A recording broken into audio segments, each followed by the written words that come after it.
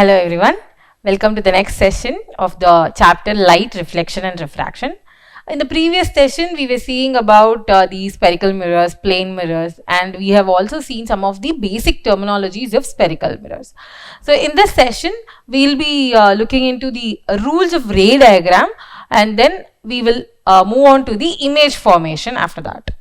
So with rules of ray diagram, there are four rules to draw a ray diagram using mirrors.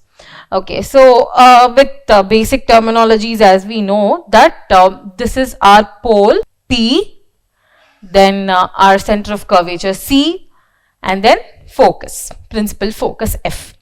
So we will be seeing how the light behaves whenever there is reflection from the spherical mirror.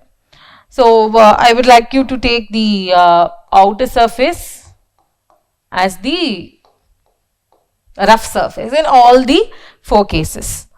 So we will now see the light behavior. So whenever the light is parallel to the principal axis. So this is the principal axis as we know.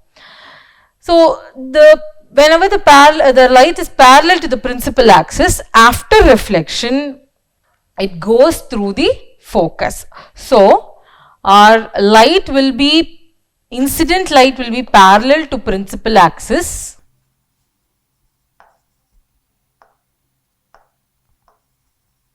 and the reflected ray will be going through the focus, through focus. Okay. So this is the first rule. First rule, whenever the light is parallel to the principal axis, it goes through the focus. Okay. So next, we'll see the next rule, focus and the pole and center of curvature. So now here, if you see, the light is coming through F, the principal focus. Okay. The light is coming through F. When it is through F, the light after reflection will be parallel to the principal axis.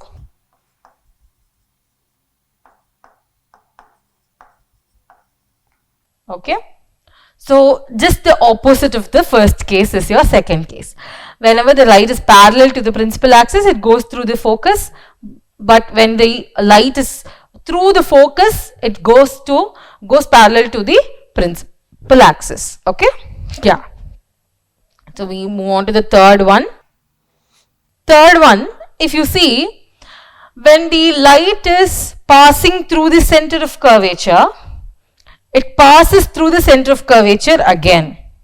So when the light is passing through the center of curvature, after reflection, it again passes through the center of curvature.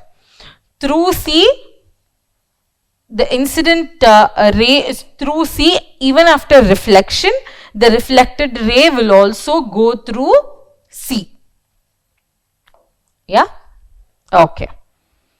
The fourth one, when the incident ray is oblique to the pole, the reflected ray will also be oblique to the pole. This is the same as your laws of reflection. Yes? Whenever there is angle of incidence, there should be angle of reflection. So angle of incidence and angle of reflection are same. And whenever the light is oblique to the pole, okay, it hits the pole, the reflected ray will also be oblique to the pole. So there is no, it does not go through your C and F. So these are the four basic rules that we need to know for the image formation using these concave and convex mirror. That we will see it in the next class, the image formation in the next class. Now I hope you have understood the rules of ray diagram, and thank you.